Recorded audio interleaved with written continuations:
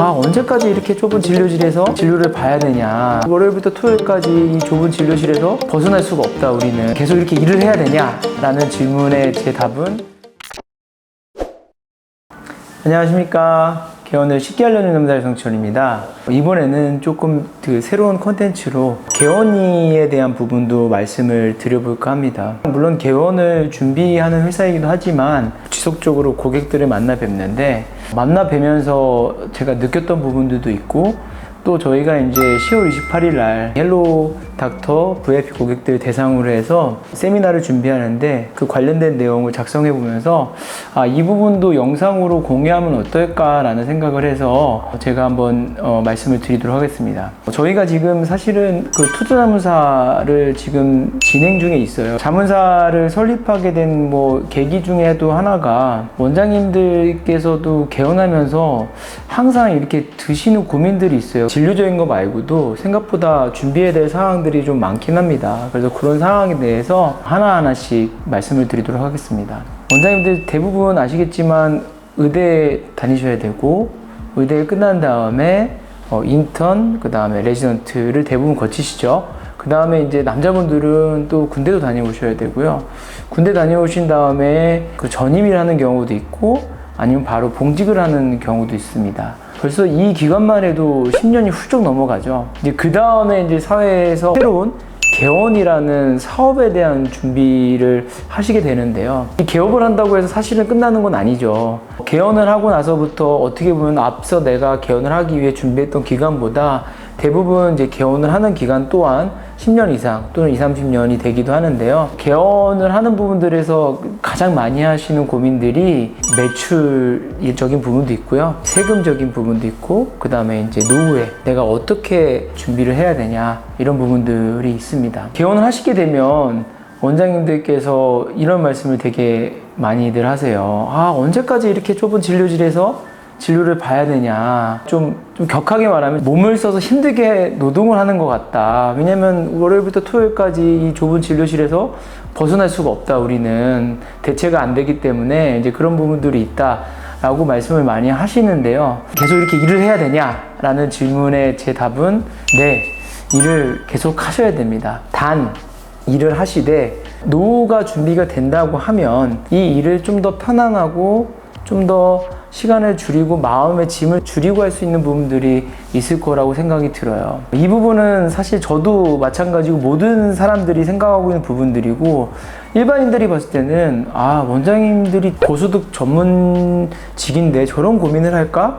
라고 생각을 할 수 있고, 에이, 배부른 소리 하지 마라, 이런 생각을 할 수 있지만, 막상 그 원장님도 어찌 보면 어쨌든 자영업자이기도 합니다. 그렇기 때문에 자영업자 또는 사업자가 갖는 그 똑같은 고민을 하실 수밖에 없어요.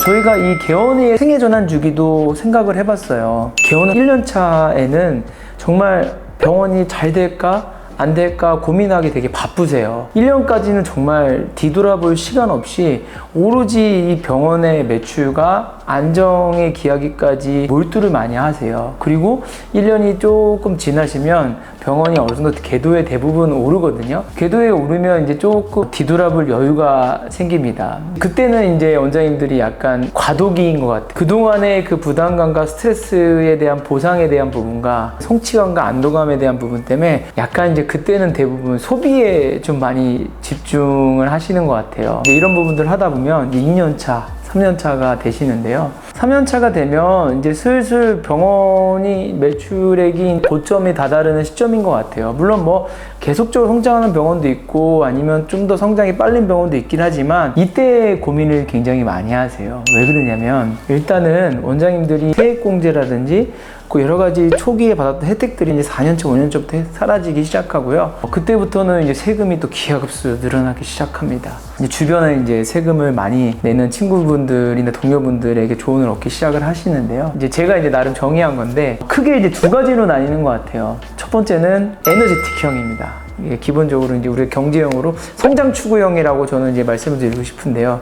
세금이 많지만 어찌됐든 매출이 커져야 소득도 늘어나기 때문에 나는 병원을 더 확장하겠다 라고 생각하시는 분들이 계세요. 그러면은 어떤 부분부터 하냐면 진료 의사를 충원합니다. 매출이 계속 늘어난다는 거는 환자들이 그만큼 많이 방문한다는 거겠죠. 자연스럽게 대기 환자가 많아지면 다른 병원에 가는 환자도 생길 거기 때문에 좀 더 매출액을 확대하기 위해서 봉직 원장님들을 충원하기도 하고요. 두 번째는 시설 확장 및 확충을 합니다. 예를 들어서 더 최신 장비를 들여서 이익을 창출할 수 있는 부분도 개발하신다든지, 그리고 한 7년차, 10년차 되시면 또 인테리어를 리모델링 한다든지 이런 부분들이 있습니다. 세 번째는 마케팅을 좀 더 확대합니다. 이제 진료의사가 늘어났기 때문에 또는 새로운 장비가 들어왔기 때문에 당연히 홍보를 해야죠. 그렇기 때문에 마케팅의 영역을 좀 더 확대하는 경우들도 있습니다. 대부분 이 세 가지를 많이 하시고요. 여기서 좀 더 에너제틱하다 라고 하시면 이제 병원을 네트워크화 시킵니다. 그래서 내가 이 첫 번째 성공했던 이 병원의 지점들을 좀 많이 또 확충을 해서 내가 가지고 있는 노하우를 지점에게 전달해서 이 우리의 병원을 브랜딩하는 작업을 하는 게 정말 에너제틱형의 마지막인 것 같아요. 그래서 통상 이렇게 첫 번째가 있고요. 이제 두 번째는 현실 안도형입니다. 현실 안도형 같은 경우는 처음부터 현실 안도를 하시는 부분은 드물고요. 에너제틱한 부분들을 고민하셨다가 두 번째로 내려오시는 경우가 많아요. 왜냐면 일단은 진료에서 충원하는 거에 대해서 대부분 고민을 많이 하세요. 근데 여기서 따라오는 고민들이 있습니다.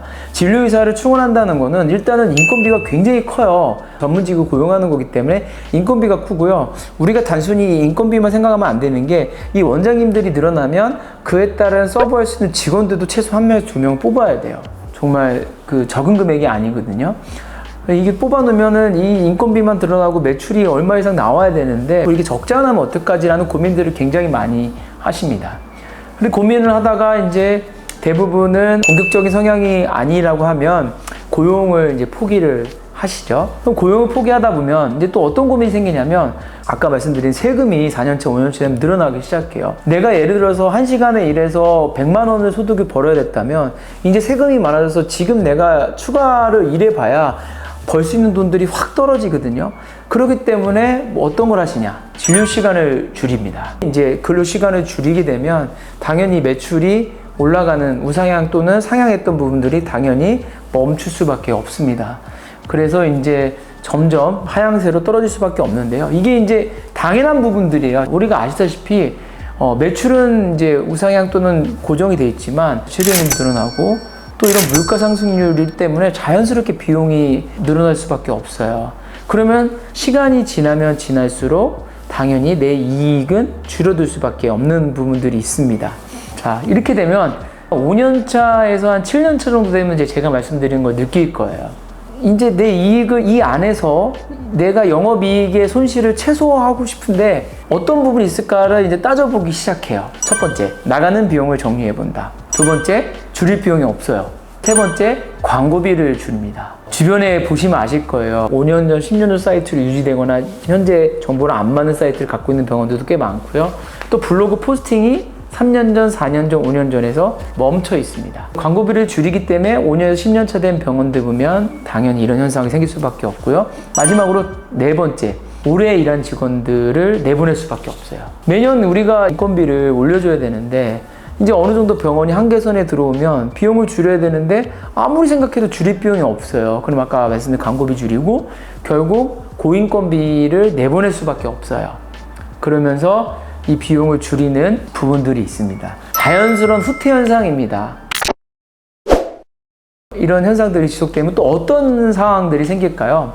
저희가 앞서도 말씀드렸지만 신규 개원은 계속 합니다. 그러면 당연히 우리 병원보다 시설도 좋고 장비도 훨씬 더 최신화되어 있고 그리고 진료 시간도 훨씬 더 길 거예요. 야간도 할 거고. 왜냐면 이분들도 당연한 거예요. 자리 잡기 위해서 더 열심히 할 수밖에 없어요. 왜냐면 이분들은 또 생존이 달가 있기 때문에. 자, 이제 그럼 원장님들 이제 10년 차에 접어들 거예요. 어느 정도 자본도 쌓였고 슬슬 이제 매너리즘에 빠지기 시작할 수도 있습니다. 그러면 점점 병원에 대한 투자 또는 관심이 떨어지게 되면 점점 매출을 줄어들 수밖에 없는 게 당연한 원리입니다. 이런 스케줄이 사실은 아마 공감을 많이 하실 겁니다. 이게 이제 자연스러운 결과고 사업을 함에 있어서 참 힘든 부분인 것 같아요. 그렇다고 무한 투자를 해야 되느냐? 끝까지 계속 내가 제 실수 없이 난 병원에만 올인을 해서 투자해야 되냐? 이것도 정답이 아니고요. 그렇기 때문에 이 두 가지가 좀 극단적인 예일 수 있겠지만 원장님들께서 이런 이제 주기를 보시면서 나는 어떤 부분을 택할지 생각을 하시면은 좀 좋을 것 같아요. 당연히 일하는 시간이 줄고 돈도 많이 벌었으면 좋겠지만 사실상 그러기는 너무 힘듭니다. 근데 어쨌든 불로소득이 많다고 하면은 이런 부분들이 걱정이 좀 덜 할 텐데요. 원장님들께서도 이제는 개원을 하셨다고 하면 그냥 열심히 하고 안주하는 것도 중요하지만 제가 볼 때는 이런 개원이의 생애 주기상 대부분 현재 안도형이 많으신데 후퇴할 수밖에 없기 때문에 대비를 하셔야 된다는 부분들도 생각을 하셨으면 좋을 것 같습니다. 그래서 진료 시간을 줄였다고 하셔서 그 시간에 내 자유 시간을 갖는 것도 좋지만 내가 근로소득보다 더 가치 있는 소득을 창출할 수 있는 일을 찾아보시는 것 또한 굉장히 추천을 해드리고요.